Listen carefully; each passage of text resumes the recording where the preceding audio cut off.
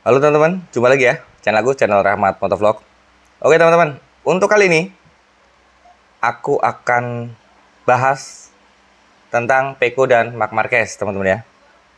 Tentang Peko yang begitu kaget dan begitu heran juga melihat data dari Marc Marquez. Walaupun secara time attack Peko masih di atas Marc Marquez untuk sesi tes di Sepang kemarin teman-teman ya. Dan sedikit mengulas sesi tes terakhir di hari ketiga, Alex Marquez menjadi yang tercepat, disusul Peko Bagnaia teman-teman ya. Itu membuktikan bahwa GP24 masih lebih superior dibanding dengan GP25 teman-teman ya. Oke, yang pertama aku ingin meng-share dulu hasil terakhir atau hasil tes hari ketiga di sirkuit Sepang Malaysia teman-teman ya. Ini datanya. Oke teman-teman, ini hasil tes di hari ketiga teman-teman ya. Di posisi pertama ada Alex Marquez dengan catatan waktu 1 menit 56.493 detik yang menggunakan GP24 ya. Disusul dengan Francesco Bagnaia dengan 1 menit 56.500 detik. Yang ketiga ada Fabio Quartararo dari pabrikan Yamaha ya, yang mulai gacor dengan catatan waktu 1 menit 56.724 detik. Yang nomor 4 ada Morbidelli 1 menit 56.948 detik. Itu dia juga memakai GP24 ya. Ini membuktikan bahwa GP24 masih menjadi motor yang sempurna.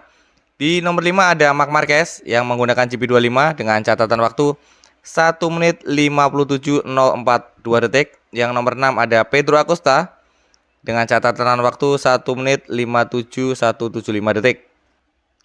Yang ketujuh ada Johan Zarco yang menjadi pembalap Honda terbaik dengan catatan waktu 1 menit 57.204 detik. Nomor 8 ada Joan Mir dengan catatan waktu 1 menit 57.279 detik. Nomor 9 ada Marco Bezzecchi dengan 1 menit 57.328 detik. Nomor 10 ada Alex Ring dengan catatan waktu 1 menit 57.351 detik. Nomor 11 ada Aldeguer dengan 1 menit 57.401 detik. Nomor 12 ada Jack Miller dengan 1 menit 57.452 detik. Nomor 13 ada Brad Binder dengan 1 menit 57.614 detik. Nomor 14 ada Ai Ogura dengan 1 menit 57.754 detik. Nomor 15 ada Luca Marini 1 menit 57.789 detik. Nomor 16 ada Vinales dengan 1 menit 57.865 detik. Nomor 17 ada Miguel Oliveira dengan 1 menit 57.960 detik. Nomor 18 ada Bastianini dengan 1 menit 58.101 detik. Nomor 19 ada Somkia Chandra dengan 1 menit 58.129 detik. Nomor 20 ada Michel Pero dengan 1 menit 59.121 detik. Nomor 21 ada Savadori dengan 1 menit 59.169 detik. Nomor 22 ada Andrea Dovizioso dengan 1 menit 59.929 detik. Nah, itu tadi adalah catatan waktu para pembalap di sesi hari ketiga atau sesi latihan terakhir di Sepang Malaysia teman-teman ya. Dan bisa dibilang GP24 masih superior. Bisa dilihat dari Alex Marquez, Morbidelli. Pokoknya yang memakai GP24 masih bisa bertengger di barisan depan teman-teman ya.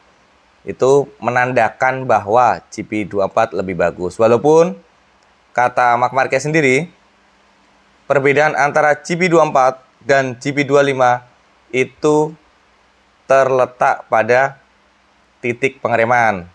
Jadi untuk GP24 dia lebih bagus atau lebih kuat pada titik pengereman ketika mau masuk tikungan teman-teman ya.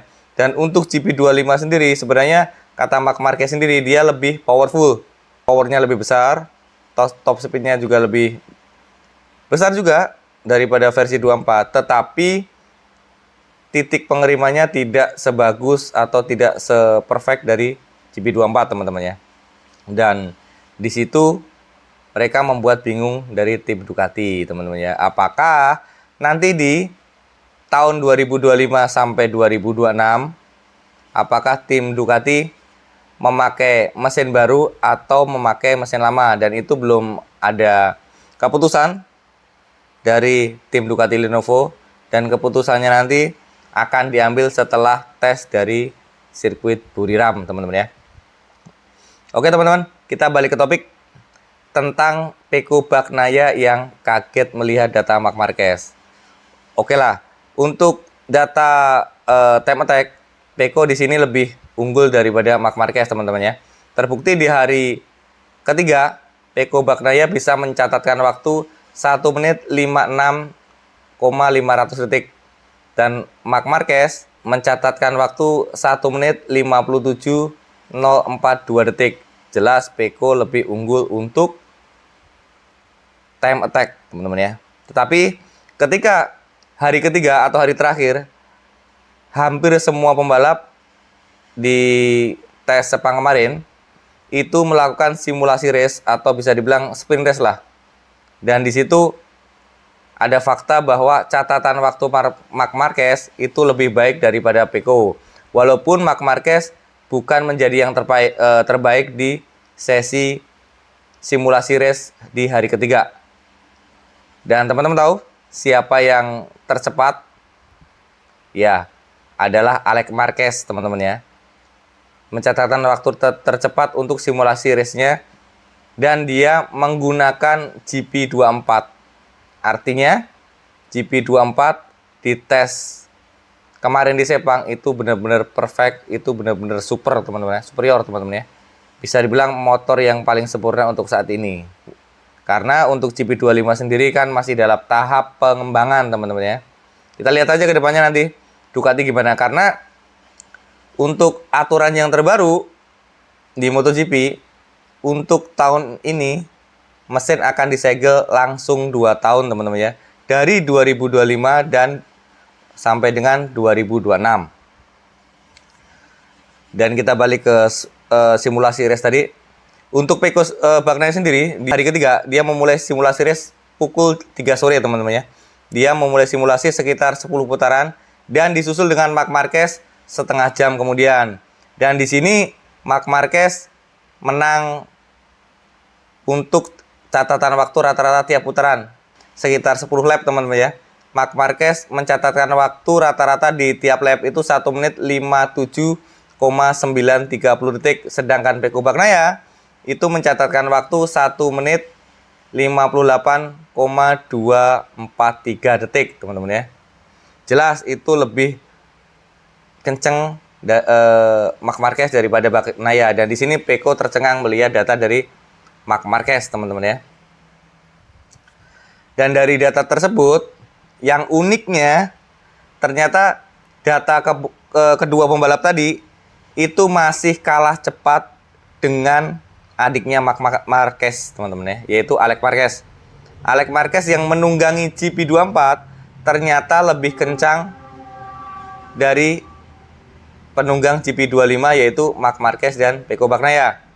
Alex Marquez mencatatkan waktu untuk simulasi race tiap lap rata-rata 1 menit 57,901 detik, teman-teman ya. Dan itu lebih cepat atau lebih kencang 0,029 detik dari Marc Marquez. Berarti di sini sudah jelas ya, teman-teman ya, bahwa GP24 masih menjadi motor yang paling sempurna untuk saat ini. Sebelum nanti kita lihat ke depannya apakah Ducati Lenovo bisa memaksimalkan potensi yang ada di GP25. Kita lihat nanti di tes selanjutnya di sirkuit Buriram, Thailand, teman-teman ya. Dan sekedar info aja bahwa para pembalap hari ini sudah datang di Thailand untuk melakukan nanti tes di sana tanggal 12, teman-teman ya. Kita lihat nanti update-nya. Dan satu lagi ada info dari Martin yang absen dari tes di sirkuit Buriram Thailand karena kemarin habis operasi karena crash di Sepang ya, teman-teman ya. Dan info yang admin terima bahwa operasi Martin berhasil, cuman belum bisa ikut tes di sirkuit Buriram untuk mempersiapkan race pertama di sirkuit Buriram itu nanti ya, teman-teman ya. Itu tadi berita dari Martin. Oke, kita lanjut yang selanjutnya teman-teman ya. Kita lihat dari kubu Yamaha teman-teman ya. Bisa dibilang kemarin kubu Yamaha lewat Fabio Quartararo bisa nengkreng di papan atas teman-teman ya. Bisa nengkreng di posisi 5 besar dari hari pertama sampai hari ketiga. Itu membuktikan bahwa pengembangan Yamaha itu sudah menuju ke arah yang positif. Cuman dari Fabio Quartararo sendiri, Fabio tidak mau jumawa, Fabio tidak mau berpuas diri, karena menurut Fabio sendiri, tim Yamaha adalah tim yang sedang berjuang. Dan nanti, Fabio ingin lihat ketika sesi tes di sirkuit Buriram, karena sejarahnya di sirkuit yang dengan notabene sedikit banget trek panjangnya atau trek lurusnya itu Yamaha dari dulu selalu superior teman-teman ya. Karena mereka atau motor Yamaha terkenal dengan corner speed yang bagus. Kita lihat nanti aja gimana tes di Buriram, Thailand. Apakah Yamaha improve lebih bagus dan apakah Ducati juga improve dan bisa menentukan pilihan? Dan gimana menurut teman-teman nanti? Apa yang akan terjadi di sirkuit Buriram Malaysia ketika tes MotoGP di sana? Bagaimana dengan Ducati? Bagaimana dengan Honda? Nanti akan admin update ya teman-teman ya. Oke teman-teman, paling segitu dulu info dari saya. Dan nanti kalau ada info terbaru nanti akan aku bikinin video lagi. Dan seperti biasa kalau teman-teman punya pendapat, komen, saran atau masukan silahkan coret-coret di kolom komentar. Dan jika teman-teman suka dengan video ini jangan lupa like, komen, subscribe, dan share. Dan jika tidak suka dengan video ini silahkan skip aja. Dan sampai jumpa di video-video aku selanjutnya ya. Dadah.